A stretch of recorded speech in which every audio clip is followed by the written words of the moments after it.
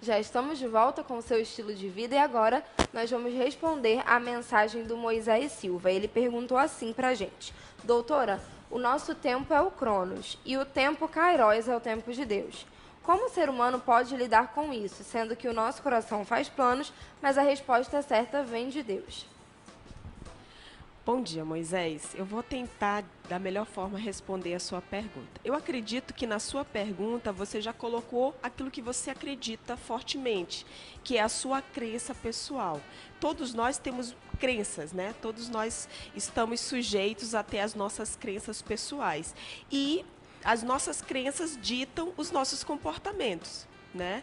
Uma vez que se acredita que o tempo, por mais que façamos planos, o tempo é de Deus e o seu coração acredita fortemente nisso, alinhado com a sua crença, você vai procurar administrar os seus planos de vida, administrar o seu dia da melhor forma possível.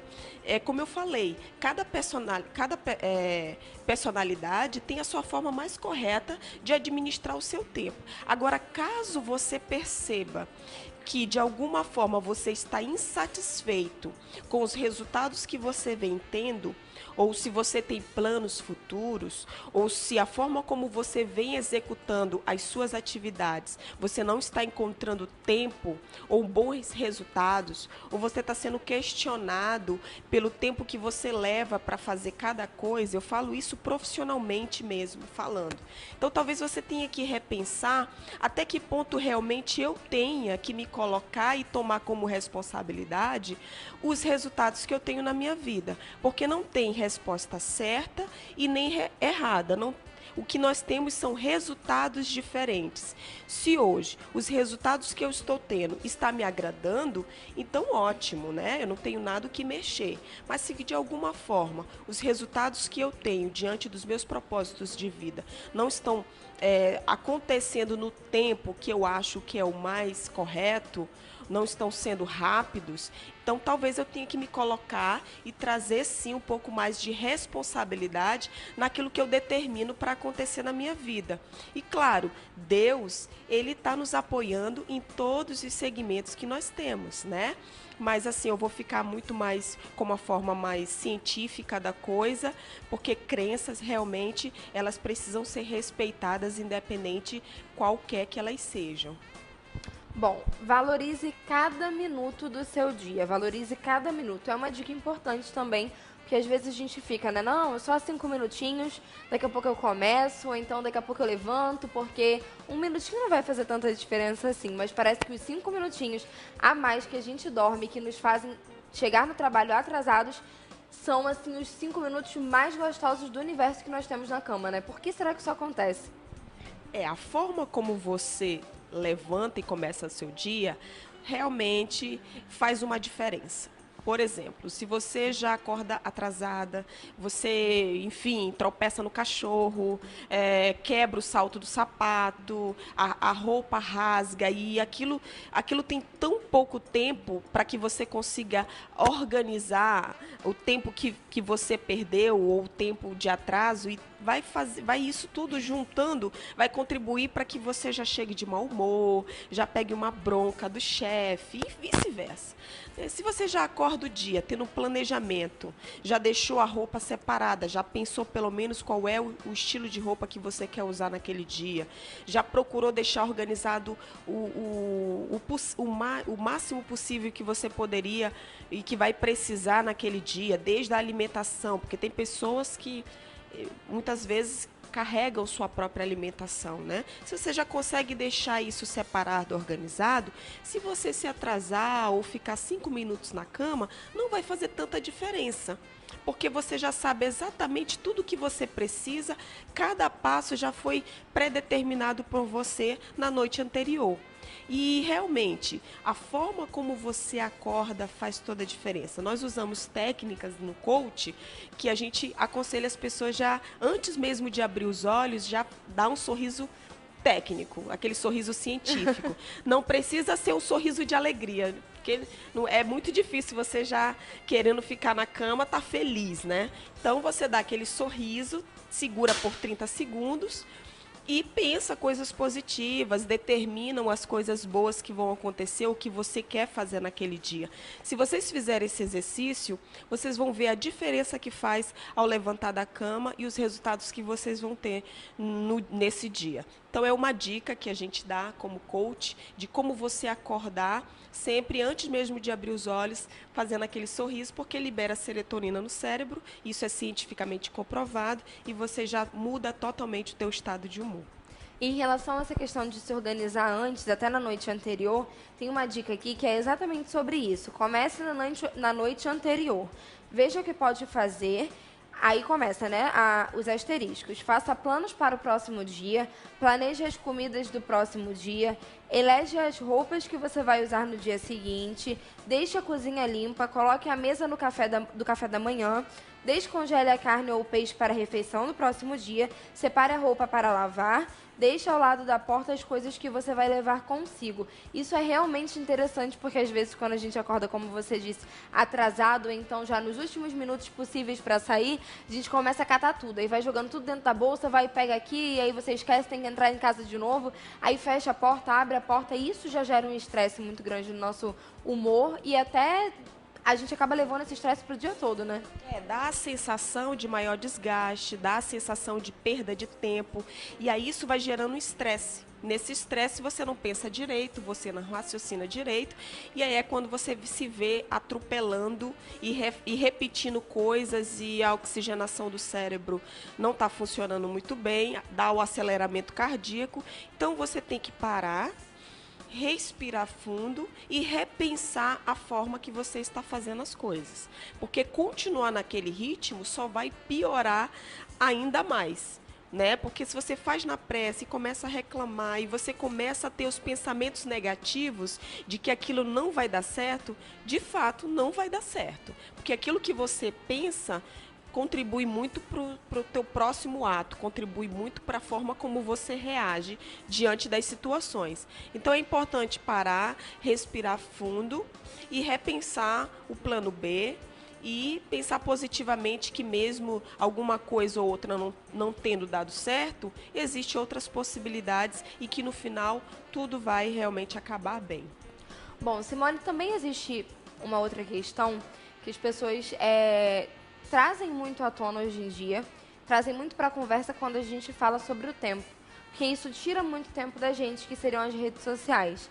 E muitas pessoas condenam as redes sociais justamente porque acaba com o nosso tempo, porque tira o nosso foco principal do dia a dia e a gente fica para sempre lá no Facebook ou então para sempre no Instagram e tudo mais, e a gente não consegue se controlar. E por causa disso você perde tempo que deveria ser de outras coisas. Isso é verdade? As redes sociais não fazem nada, né? Na verdade, as nossas atitudes diante das redes sociais é que contribui ou desfavorecem outras atividades. É importante, sim, a gente ter prioridade. Se a gente não tiver prioridade no nosso dia e na vida, a gente vai viver se percebendo, se distraindo com qualquer outra coisa. Né? Então, é importante estabelecer a ordem de prioridade, o que eu quero realmente fazer nesse dia e quais são os resultados que eu quero alcançar com isso, e ser disciplinada em adotar uma postura de foco para que você, no final do dia, tenha aquela satisfação de dever cumprido. Claro, as redes sociais não tem problema algum, muitas vezes é o nosso ambiente de trabalho, é a forma que nós temos, às vezes, de até agilizar uma comunicação de trabalho, de encontro, e então não tem como fugir à tecnologia, a gente precisa se adaptar a ela. Agora, ser escravo dela é uma atitude que, muitas vezes, a gente é que se coloca nessa posição. O fato de que a tecnologia está aí é uma só. Agora, o significado que você dá para esse instrumento é que faz toda a diferença. E dentro disso, a gente não precisa falar só da tecnologia, né? Só das redes sociais, porque existem outras coisas também que, se a gente não priorizar, se a gente não puser como prioridade, acabam tomando tempo do que realmente deveria ter o nosso tempo. E, por exemplo, muitas pessoas dizem que a rotina muda muito quando vira mãe. As mulheres costumam dizer isso, que você tem uma rotina, que você tem um tipo de prioridade antes dos filhos, e aí você tem todo o tempo do mundo, por exemplo, para fazer as unhas, ou o cabelo, ou isso, enfim. São prioridades diferentes. E quando acontece uma mudança muito grande na sua vida, e aí você precisa mudar as prioridades também. Isso acontece sempre que uma mudança acontece, e sempre que a gente tem uma evolução, ou que a gente tem realmente essa modificação na nossa rotina, ou isso só acontece com grandes acontecimentos como a maternidade ou, de repente, um cargo muito maior dentro do emprego? Não, a gente se vê nesse processo de mutação constantemente. Tem pessoas que não têm filhos, mas muitas vezes se vê até mais sobrecarregadas do que uma que tem, e enfim, porque depende muito de como funciona a rotina dessa mãe, desse pai, como funciona muito a rotina dessa pessoa. Claro que quando as coisas mudam, é aquilo que eu falei, você tem que parar e reavaliar. O que eu gostaria de fazer e que eu não estou conseguindo fazer, e o que eu preciso mudar ou ganhar mais tempo em alguma atividade que eu executo diariamente, que possa contribuir para que eu não perca significativamente em outra coisa. Então, você vai ter que parar e realmente calcular e reorganizar essa forma de fazer as coisas. A mente, ela tem que estar flexível, a gente tem que estar aberto, porque o nosso cérebro, para aqueles que desconhecem, muitas vezes acham que é impossível fazer as coisas de outra forma de como ela está fazendo hoje. Mas a nossa capacidade mental de conseguir fazer as coisas é impressionante. Nós temos uma capacidade enorme de conseguir fazer o que a gente quiser, desde que a gente veja aquilo como prioridade, objetividade e trabalhe para isso. E a sua consciência e o seu inconsciente vão te mostrar formas que você pode aprender e realizar aquela atividade de uma outra maneira. Então, a gente tem que estar muito aberto à mudança. A gente tem que estar muito aberto a dicas profissionais e muito aberto a procurar ajuda também, porque às vezes quando nós estamos envolvidos diretamente no problema, a gente tende a olhar aquele problema de forma muito ampla ou até mesmo muito pequena. A gente fica ali naquele problema em cima, se questionando e não faz nenhuma coisa nem outra. Quando vê, já passou 3 horas, você só pensando no problema e não teve nenhuma ação, não teve nenhuma atitude. Então, quando você percebe que se vê nesse círculo de questionamento e não consegue ter resultados diferentes, a ajuda profissional é o mais indicado. Nós realizamos alguns testes poderosos dentro da área da psicologia, que é o teste ADT, que ele mostra exatamente a forma como você administra o teu tempo.